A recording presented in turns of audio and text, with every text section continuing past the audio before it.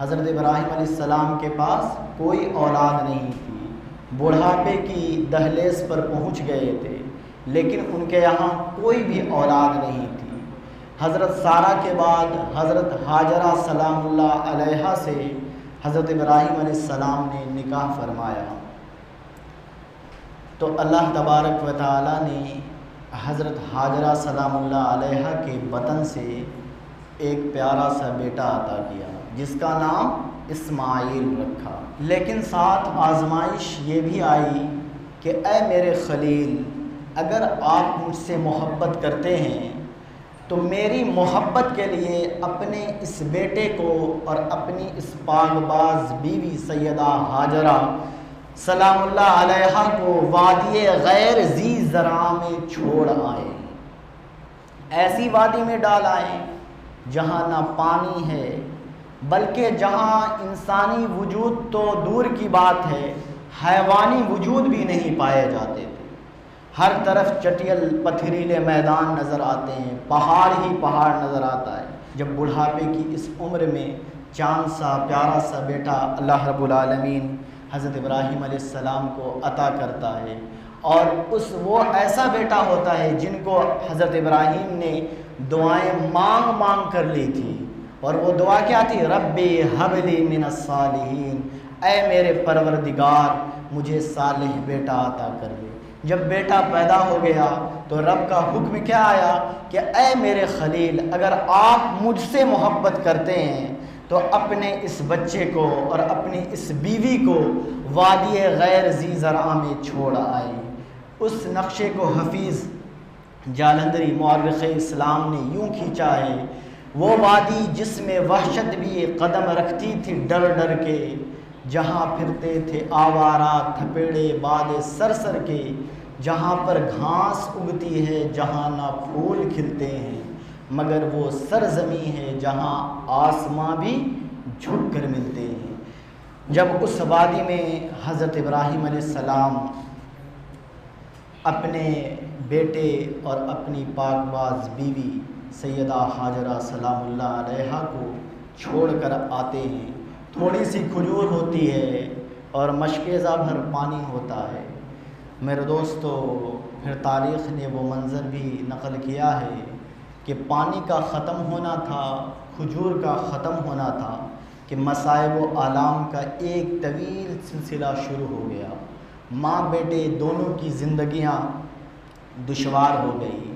پھر وہ لمحہ بھی آتا ہے کہ سیدہ ہاجرہ سلام اللہ علیہا کے پاؤں تلے سے زمین کھسکنے لگتی ہے، یعنی جب بیٹا پیاس کی شدت سے نڈھال ہو جاتا ہے اور سیدہ ہاجرہ سلام اللہ علیہا کی چھاتی سے دودھ بھی خشک ہو جاتا ہے، نہ کھانے کے لیے کوئی سامان ہے، نہ پینے کے لیے پانی ہے۔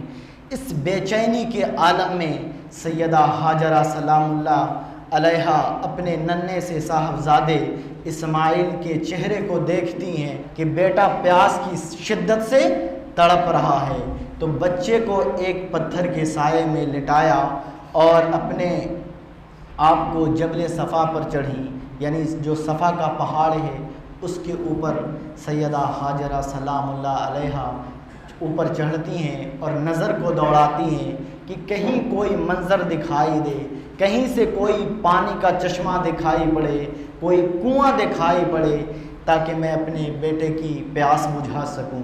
میرے دوستو، حضرت سیدہ ہاجرہ سلام اللہ علیہا کبھی صفا پر جاتی تھی، کبھی مروہ پہ جاتی تھی، اسی اضطراب کے عالم میں چکر لگاتی رہتی تھی، لیکن سیدہ کو سوائے کھلے ہوئے آسمان کے اور کالے سیاہ پہاڑ کے دور دور تک کچھ نظر نہیں آتا تھا۔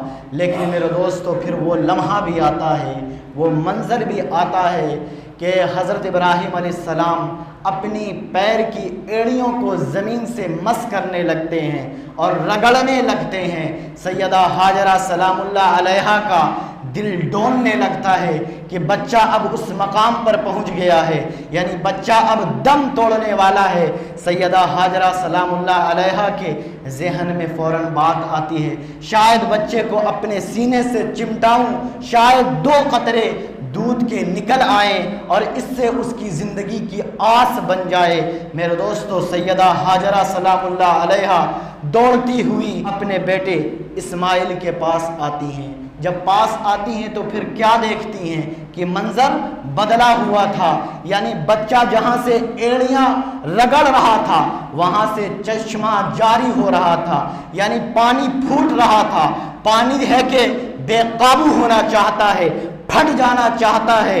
میرے دوستو، سیدہ ہاجرہ سلام اللہ علیہا جب اس منظر کو دیکھتی ہیں تو کیا کہتی ہیں؟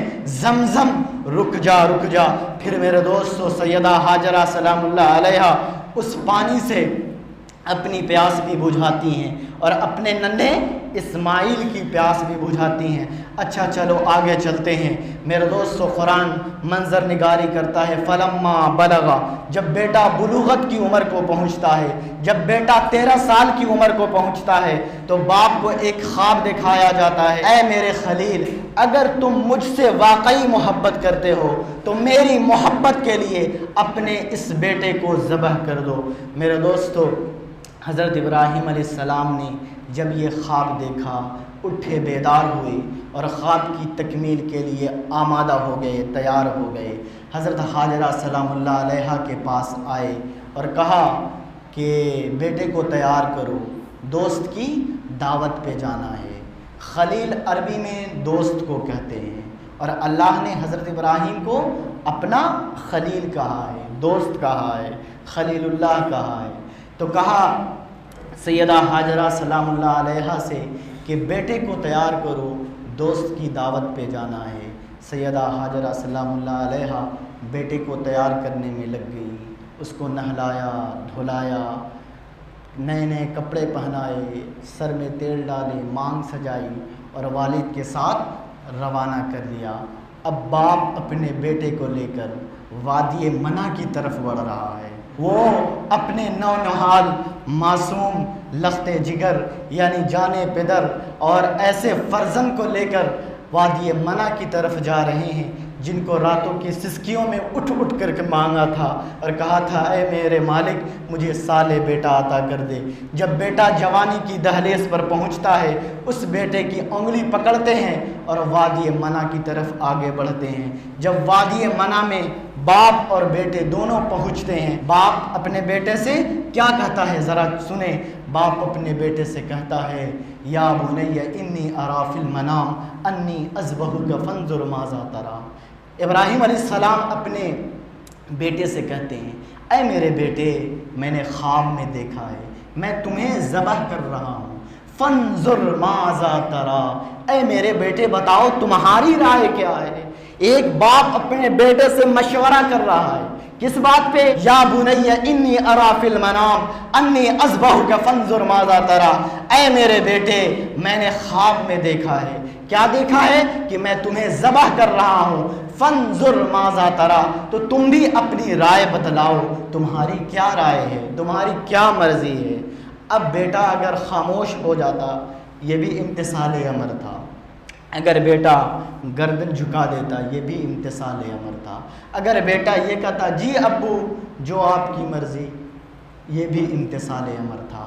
لیکن بیٹے نے جو جواب دیا، 2 قدم آگے بڑھ کے جواب دیا، جس کو علامہ اقبال نے کہا تھا، فیضان نظر تھا یا کہ مکتب کے کرامت تھی، سکھائے کس نے اسماعیل کو آداب فرزندی۔ بیٹے نے 2 قدم آگے بڑھ کے جواب دیا، کہا، یا ابت افعل ما تؤمر ستجدنی انشاء اللہ من الصابرین۔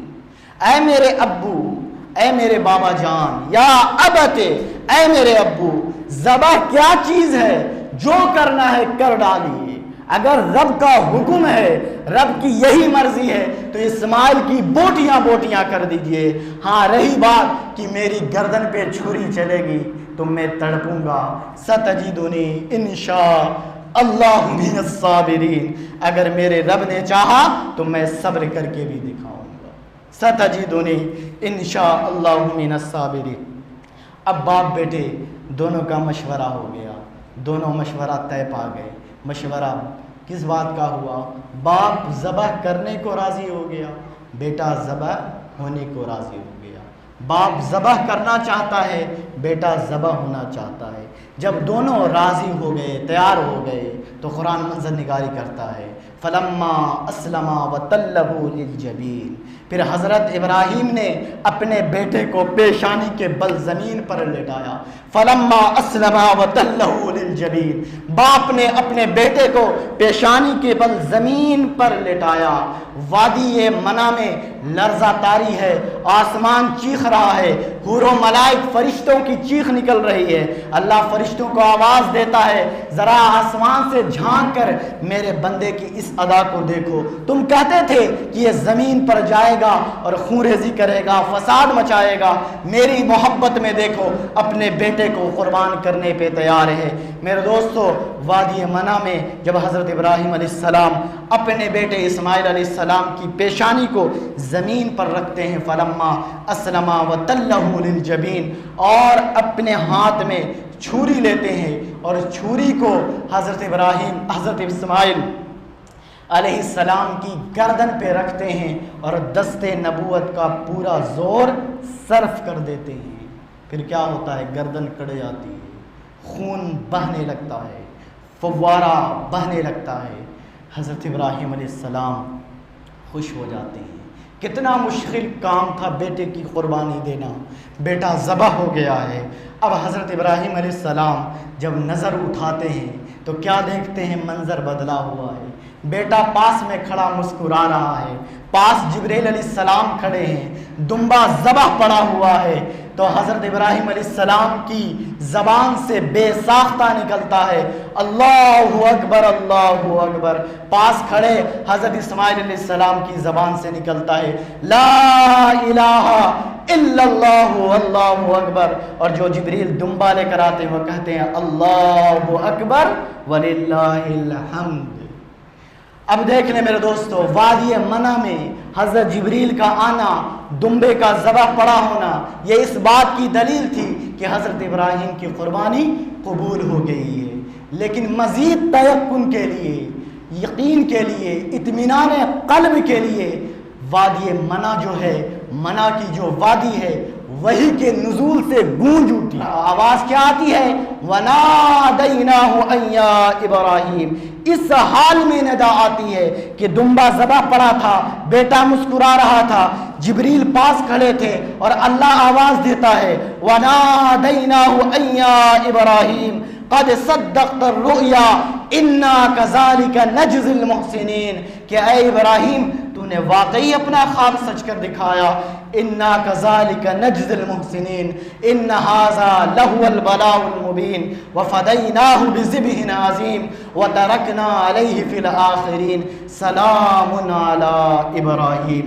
وادی منع جو تھی وہی کے نزول سے گونج رہی تھی، اور ہر سن سے آواز آ رہی تھی سلام علی ابراہیم، اے ابراہیم تمہارے اوپر سلام ہو، اے ابراہیم تمہارے اوپر سلام ہو۔